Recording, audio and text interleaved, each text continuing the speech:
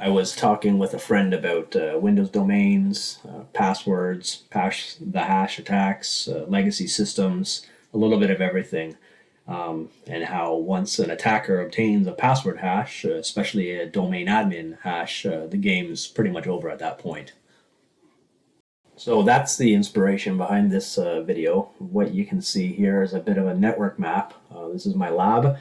We've got server 2003 system, that's my legacy system, at 192.168.20.30. It will be used for the initial compromise using MS17-010, better known as Eternal Blue. And then we've got two other member servers as well. One is a 2016 server with Windows Defender disabled. The other one is a 2019 server with Windows Defender left in place. I'm going to approach the Windows Server 2016 with Defender and antivirus disabled first because that makes my life a little bit easier. And then I'll use what we find on the 2016 server to compromise the domain controller. And then I'll go after the 2019 server. I won't be bypassing Defender, but I'll show how you can kind of work around it if you have a set of administrative credentials to that system. And sitting in the middle of the network is my Kali VM as the attacker. Part of what I was trying to articulate to my friend was if a domain admin had signed on to that Server 2003 server, those domain credentials, the hash, and the clear text password would be stored on that system. I've made it a little bit more complex in this scenario. What we have is Fox/admin as a server administrator, not a domain administrator. That person has accessed the 2003, the 2016, and the 2019 member servers. And then we have the domain administrator who has not accessed the 2003 system, but has accessed the other two systems, and that's where we're going to pull the hash from. This is a bit of an extended tour of the actual lab environment. So right now we're looking at DCO1. This is the domain controller, 192.168.20.10. You can see it's running Windows Server 2016. I've got a notepad document there that shows the IP addresses for each system, as well as all the credentials, just so that we have them in plain text here for our demonstration purposes. Then we've got our Server 2016 system. This is the system that has Windows Defender disabled. You can see that up in the top right. Get Windows feature, Windows Defender showing as available but not installed. This is at 192.168.20.40.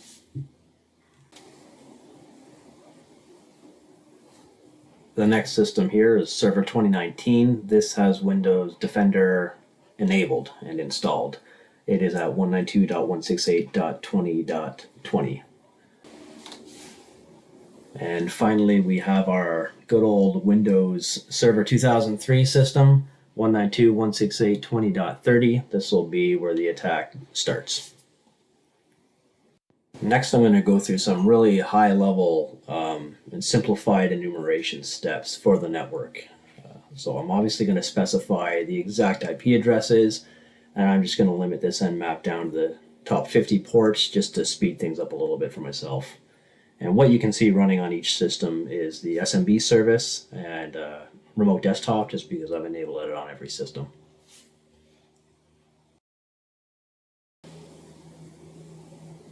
Next, we're going to improve on the previous nmap slightly. We're going to be very specific about the ports we're looking at. So let's just say we found all of the above ports. And now we want to enumerate the services that are running on those actual ports.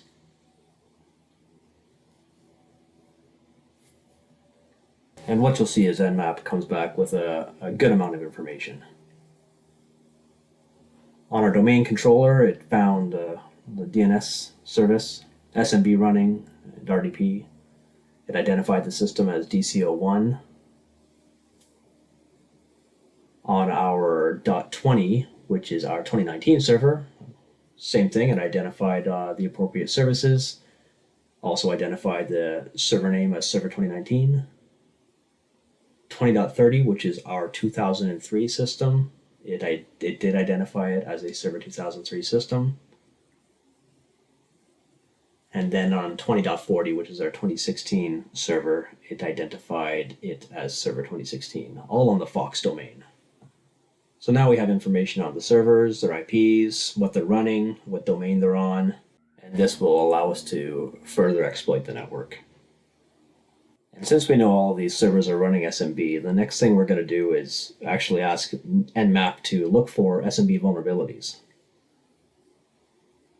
Now, for the most part, we don't really see anything on our domain controller, our 2016 server, our 2019 server, but what we do see on 20.30, which is our 2003 server, it is vulnerable potentially to both MS08-067 and MS17-010, which is the exploit we'll be using.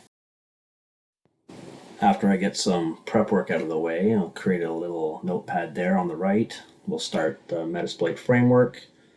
We're going to use an exploit specific to the SMB vulnerability we're looking at, which is the MS17-010.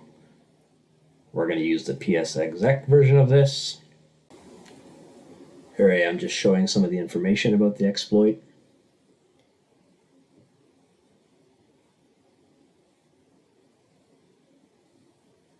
Now we're going to show some of the options that can be set.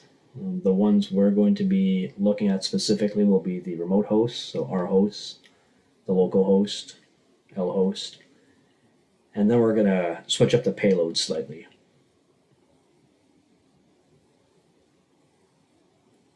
So we set our remote host to our remote host, which is the server 2003. We set our local host to our Kali instance, 20.200, and then we're going to set the payload to the 64 version of Meterpreter, the 64-bit version of Meterpreter.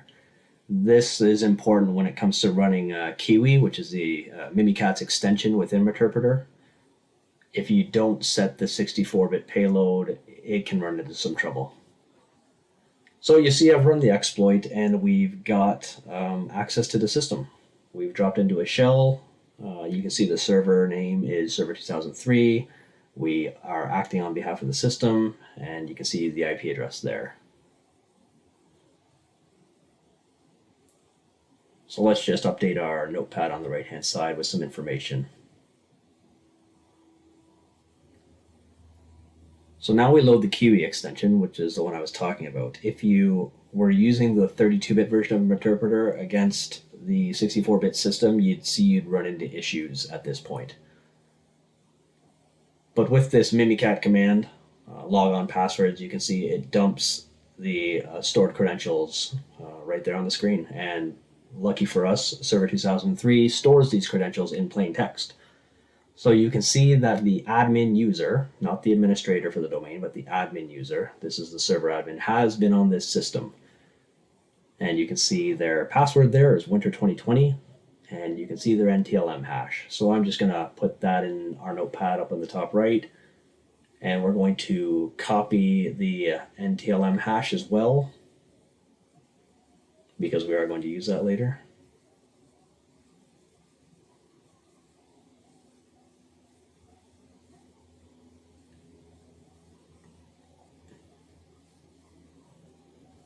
And if you scroll down a bit, we can see we've got the computer account as well, and that's really all that's interesting on this system.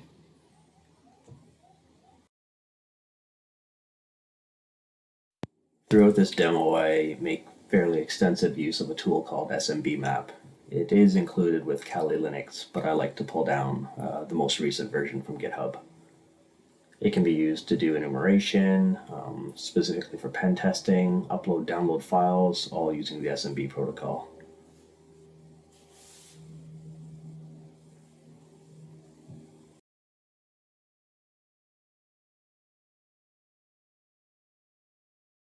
Now there was about a minute or two here where I was just getting familiar with the syntax of smbmap, so I sped the playback up here to save everyone a little bit of grief. And then on the right hand side you can see I create a host file just so that we can reference it if we ever need to point one of our SMB commands at a file instead of using a dedicated IP. Now I'm running the smbmap command using our domain Fox, the user admin, and the password winter2020. That was the password we got in plain text. And I'm going to run it against all the hosts in our host file. And what you can see here is we have admin access to .20, .30, and .40, but not the domain controller at .10. And that is because the admin user is not a domain administrator. Next, we're going to run the exact same command, except this time, instead of using the plain text password, we're going to pass the hash for that admin account. So let's copy and paste that into the command and see what happens.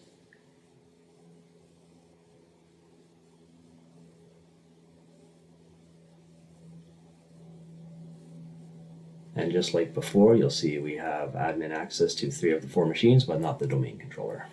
The real takeaway here is that we never actually needed the password. We only needed to use the hash to get access to those systems. So similar to the last tool, except this time we're going to use Metasploit's auxiliary SMB scanner to try to log into each of these machines.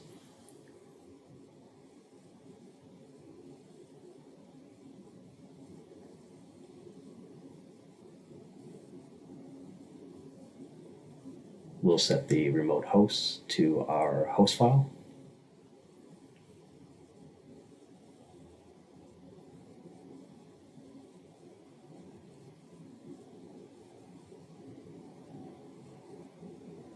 And then we'll set the SMB domain to Fox. We'll set the SMB user to admin. And for the first time around, we'll set the SMB password to winter 2020. We'll give that a run.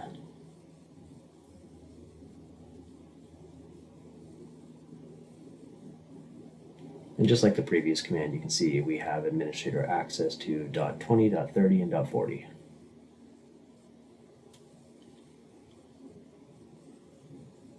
So we'll try that command one more time, and similar to the last tool, we'll do it with the hash instead of the actual password this time.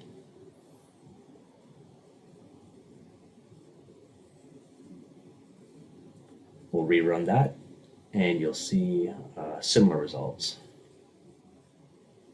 So administrator on 3 of the 4 IPs. And as a third tool to throw into the mix, crackmapexec can be used to go after a bunch of different services: LDAP, SMB, MS SQL, SSH, and WinRM. In this case, we're using it to go after SMB. So we'll specify the entire .20 subnet with the user admin, the password winter 2020, and we'll see what it comes back with. And as you can see, similar to the other commands, admin on 3 of the 4 systems. And exactly like we did with the other 2 tools, we'll try the hash this time instead of the password. I suspect we'll get similar results.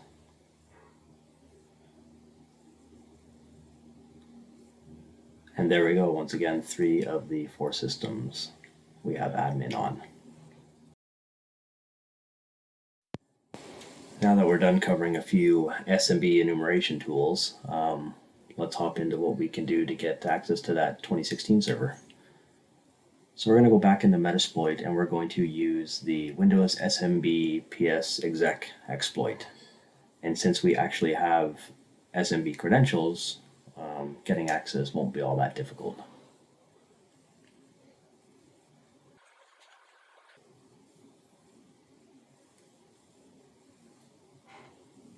So we're going to set the payload to a 64-bit Meterpreter reverse TCP.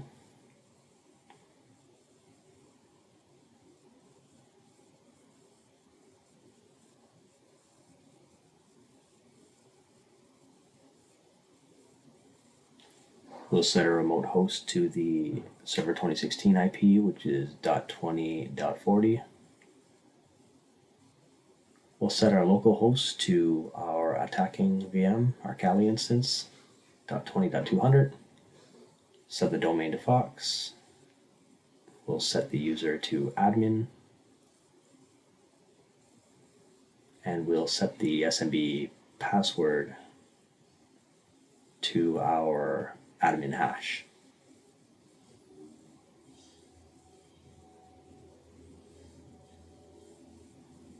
So at this point, we can pretend we don't even know the password is winter 2020. All we have is the hash.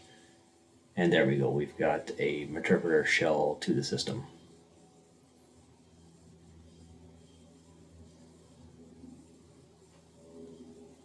We can see we're running on the server 2016 system.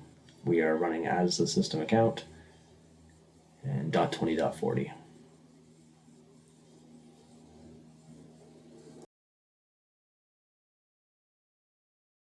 And we'll start keeping notes on the server 2016 up in our notepad.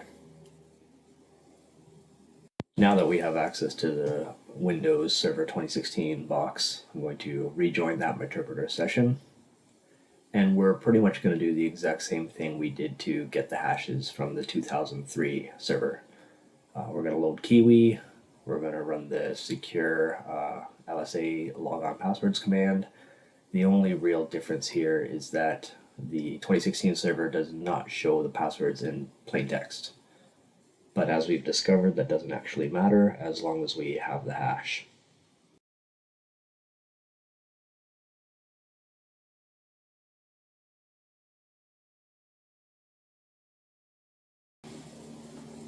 The other big difference that we'll see on this system is that the domain administrator has logged on to this system and the hash is cached on this box as well. So we're going to make note of that because that will lead to our domain compromise.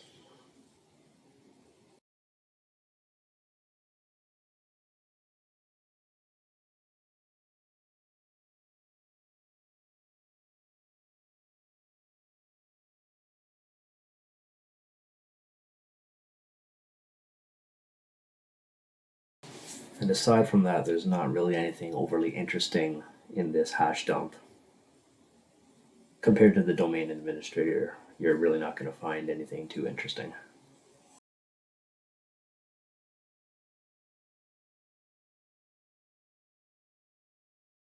And then the next step is going to be to take over the domain with our newly found administrator hash. So we're going to use Impacket's wmi-exec command for this. We'll specify the domain administrator account against 20.10, which is our domain controller. And we're going to copy and paste that domain administrator hash for this, since we actually do not know the password at this time. And there we go. We have an interactive shell to the domain controller as the domain admin.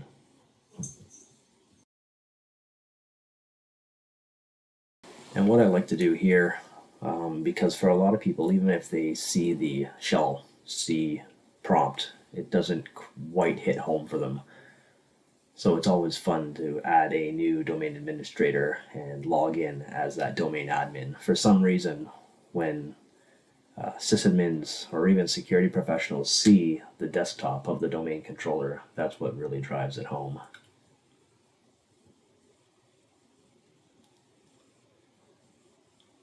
So we've added our good guy to the domain admins group on the domain controller. And now we're just going to use xfreeRDP to remote into the domain controller as good guy.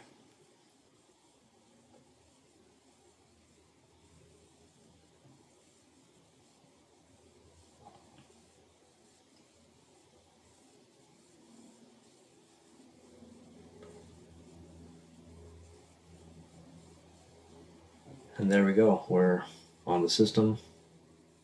We can check out all the users and computers, mess around with anything we want. Good guy is part of the domain admins. And if we wanted to, we could go create accounts, delete accounts, modify accounts, create something a little less suspicious than good guy. Now we're going to see if we can get the domain admin hash off that 29 server with Windows Defender. So we just quickly updated our notes there in the top right.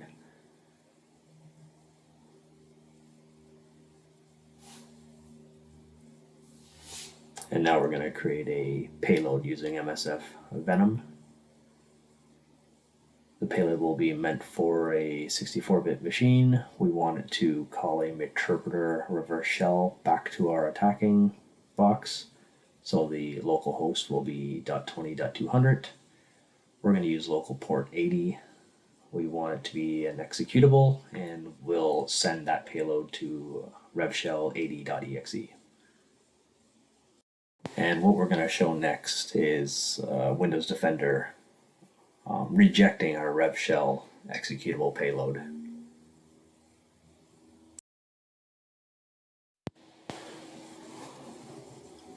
We're going to hop back over to that smbmap tool because we can use it to upload files over SMB. We'll specify our .20.20 host, that's the server 2019.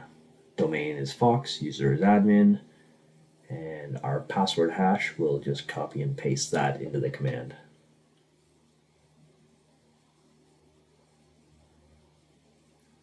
We're also going to specify the upload flag so that we can tell this command what file we want to upload and where.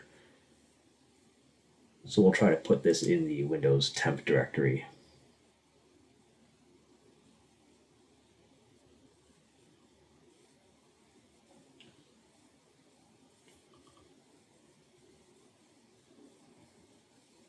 So we run the command, but you can see it's going to run into a problem. Error uploading the file. And if we quickly hop over to Server 2019, you can see that Windows Defender has detected a threat.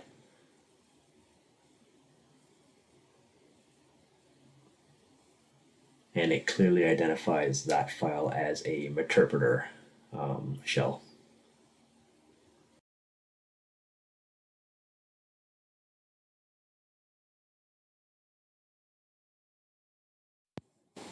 So instead of trying to fight against Windows Defender, in this case, since we actually do have admin credentials, we're going to work with it. So we're going to create an exclude directory on the C drive, and then we're going to politely ask Windows Defender to create an exclusion for that directory.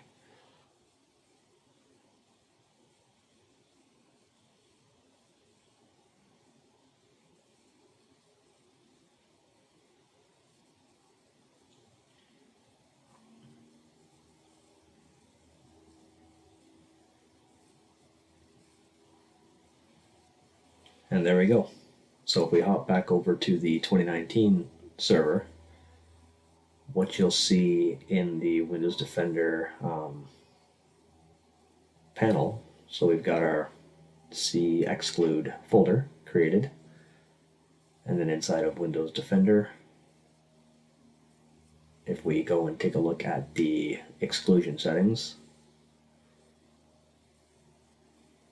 you'll see we have successfully added an exclude folder. So Windows Defender should ignore anything going into that folder.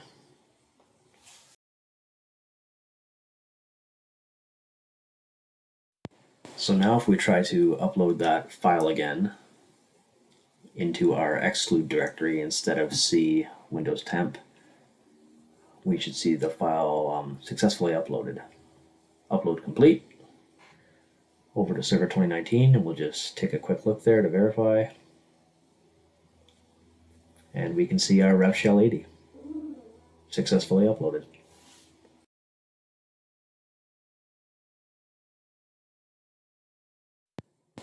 Now we just have to execute our payload on the Server 2019 system.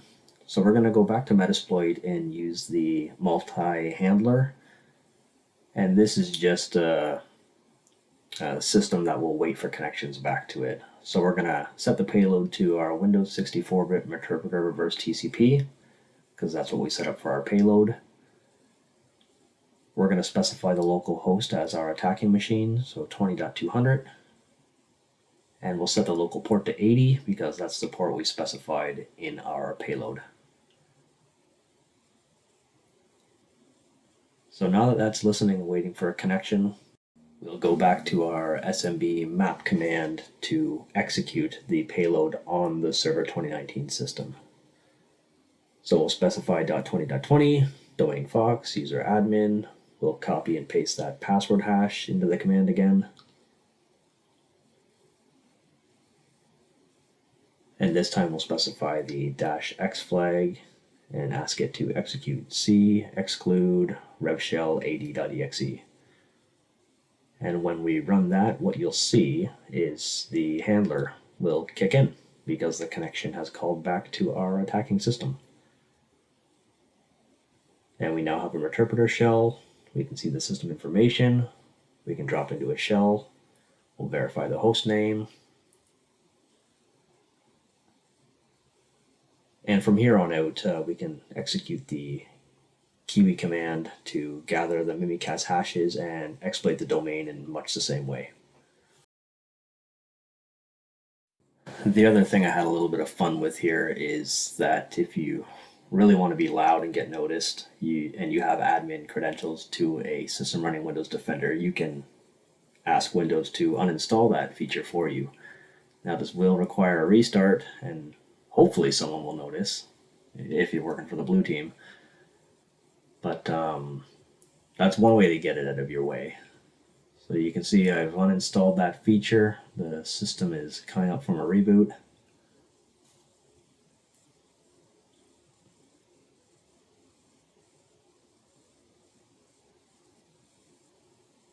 And if we log in and just verify via PowerShell the status of Windows Defender, we can see that it is no longer on the system.